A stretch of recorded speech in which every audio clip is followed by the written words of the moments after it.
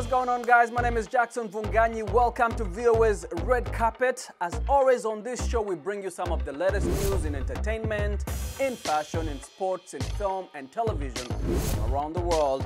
Let's go!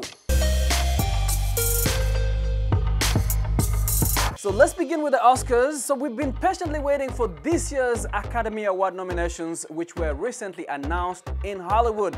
It comes as no surprise to many that yet again, this year, nominations have few people of color and no women for Best Director. But it was a great year for British-Nigerian actress Cynthia Erivo, who is the only person of color among 20 actor nominations. Erivo is up for Best Actress for the Harriet Tubman biopic Harriet, which is also earned her an Oscar nomination for Best Song. This basically means that winning an Oscar would make Erivo the youngest ever EGOT winner, as she has already received a Tony, a Grammy, and an Emmy for The Color Purple. And we are rooting for you, Cynthia. Big up to you, sister. And in more Oscar news, Todd Phillips' much-debated supervillain origin story Joker topped all films with 11 nominations.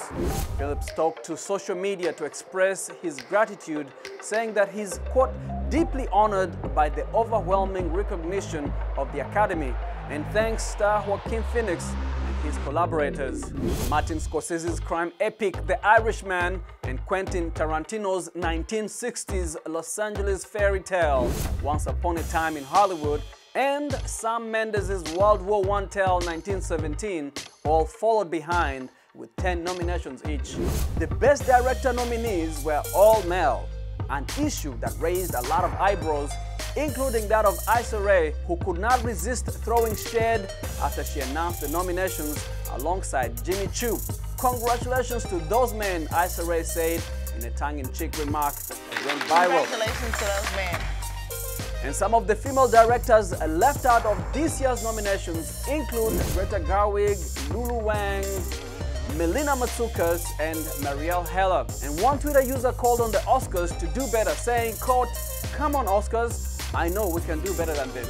Other notable nominations include Matthew Cherry, a Chicago native and former NFL player who received an Oscar nomination for his short animated film, Hair Love. Hair Love tells the heartfelt story of an African-American father learning to do his daughter's hair for the first time. The critics said that the movie tackles the negative stereotypes around natural hair and black fathers while normalizing the depiction of a loving black family. And this year's nominees will bring a lot of star power to the ceremony, which is a good thing because the show will go without a host for the second straight time. And up next we have the 51st NAACP Image Award nominees, with Lizzo and Netflix leading the pack. The Image Award celebrates the accomplishments of people of color in the fields of TV, music, and film, and also recognizes the creative social justice work of individuals or groups. Lizzo is nominated for 6 categories, including Entertainer of the Year, Outstanding Female Artist, and Outstanding Album. Netflix leads the TV category nominations with 30 nominations, in part because of Ava DuVernay's When They See Us, racking up 9 nominations. Nigerian singer Wizkid becomes the first Nigerian to be nominated for the award. Wizkid was nominated for Outstanding Duo, Group, or Collaboration for his work with Beyoncé on her song Brown Skin Girl. And let's keep it going with Hollywood, where there are 2 big-name actors who seem to be big fans of each other. Academy Award winner Jamie Foxx has high praise for Michael B. Jordan, his co-star in the new film Just Mercy. It's what Michael B. Jordan has done in his young career that you have to marvel at. To do Fruitville Station, bring us there, to have us caved in by that story. But then to go on to Black Panther as Killmonger, who I say top 3 villain, but his narrative is bigger than everything, and he did it on the biggest stage. Now to come to Just Mercy, which we all need. We need Bryan Stevenson to have him be able to choose this material, this story, when, just like you said, he could have been anywhere. I think that speaks volumes to his artistic character and to who he is. And so when the biggest star on the planet says, let's do this, we're all in. The film is centered on a formative case for Brian Stevenson, who in 1989 defended Walter Macmillan, a 47-year-old black tree cutter who was falsely accused and swiftly sentenced to death for the murder of a 19-year-old white woman. Jordan plays Stevenson and Fox plays Macmillan. And for Jordan, the compliments Fox shared are mutual. He's a chameleon, man. He's like, he's one of the greatest of all time, So to be able to sit across a room for him and read lines back and forth and speak our truth, and to, this is what we do, So it's like the biggest compliment to be a scene partner with somebody and to walk out of it after they say cut and be like, yeah, we did that, That's something that's memories and stuff that I'll take for the rest of my life.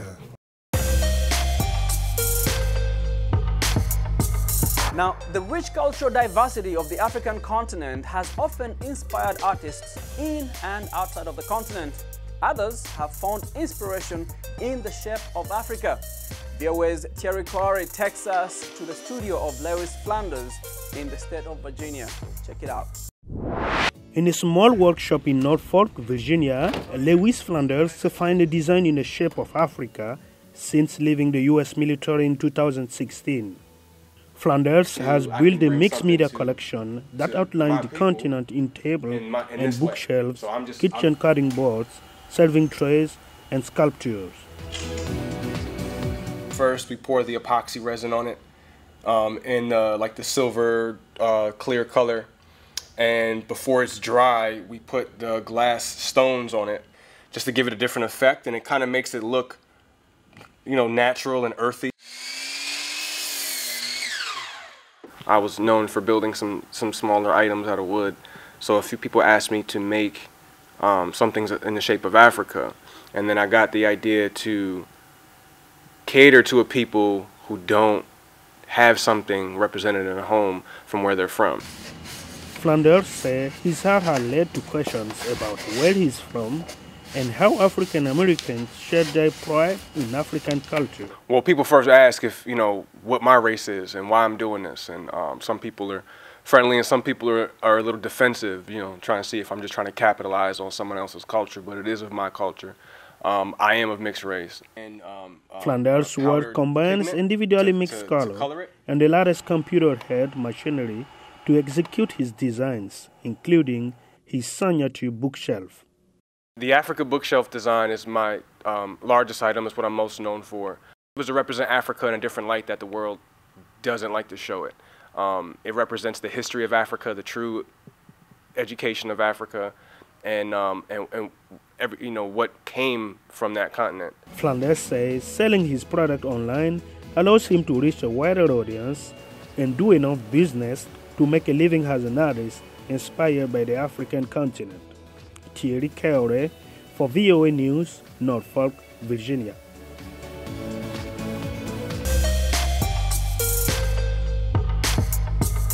And it's looking like Cardi B is considering a career in politics, tweeting, quote, "I think I want to be a politician. I really love government, even though I don't agree with the government." The rapper has previously spoken out about a number of issues concerning Americans, including the government shutdowns and healthcare. She continued on Twitter saying that, quote, "I do feel like if I go back to school and focus up, I can be part of Congress." Cardi B says that she has so many ideas that would make sense and she just needs a couple of years of school to, quote, "check the table." Now, will you give Cardi B your vote? Let us know. And this new decade has begun with some big news for the royal family. Prince Harry and wife Meghan Markle have decided to take a step back from royal duties. The announcement posted on their Sussex royal Instagram says, quote, "After many months of reflection and internal discussions, we have chosen to make a transition this year in starting to carve out a progressive new role within this institution. We intend to step back as senior members of the royal family and to work to become financially independent while continuing to fully support Her Majesty the Queen." And as you can imagine, there have been a lot of reactions, including from the one and only Oprah, who is denying that she advised the couple to, quote, break free from the royal family. She said, Meghan and Harry do not need my help in figuring out what is best for them. I care about them both and support whatever decisions they make for their family. We're also learning that the Duchess has signed a deal with Disney to provide voiceover work for an unspecified future Disney project in return for a donation to the charity organization Elephant Without Borders. Sudanese musicians who were once banned by former President Omar Bashir's government recently returned to the country to play at a series of concerts marking the new decade in a move that is seen as symbolic of the changes that have taken place in the country. Naba Muhaideen has our story from Khartoum. Check it out. The Sudanese hip-hop group Nas Jota returned to Sudan for their first show at home since 2004, when authorities banned their music for being political. Nas Jota, which means chaotic people in Arabic, was forced to flee after former President Omar al-Bashir's government cracked down on artists who called for protest and new leadership.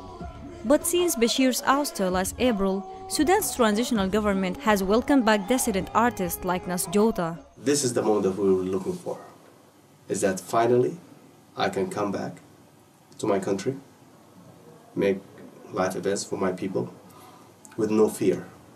Before, I couldn't. The musicians are hailing their return with charity concerts marking Sudan Independence Day, January the 1st, the New Year, and a new Sudan, along with one concert for children with cancer. Some of the artists, like hip-hop singer Ayman Mal, have been living in the United States and hope to see similar freedoms in Sudan. In 2020, I wish for the youth in Sudan to have a freedom of expression, freedom of justice, equal rights, especially the artists. I want them to have a Sudan where they can be creative and express themselves. Returning artists like singer Rasha Sheikhuddin admit there is still a struggle in Sudan. I'm so excited. The country feels new, although it's still difficult for everybody. Prices are really high. Life is difficult, but people are happy and hopeful and full of plans for the future. It's fantastic. Many of the protesters of the December 2018 uprising against skyrocketing consumer prices that led to Bashir's downfall say they listened to the bad music during the month-long popular uprising. These songs have inspired the youth and encouraged us because they described what was happening. It gave a motivation and a power to the youth. The concerts continue through mid-January to support relatives of those killed during the crackdown on protesters, as well as peace across Sudan. Naba Muhaideen for VOA News, Khartoum. And as we end the show today, let's head to Rio de Janeiro, Brazil, for the kickoff of the world's most famous carnival celebration.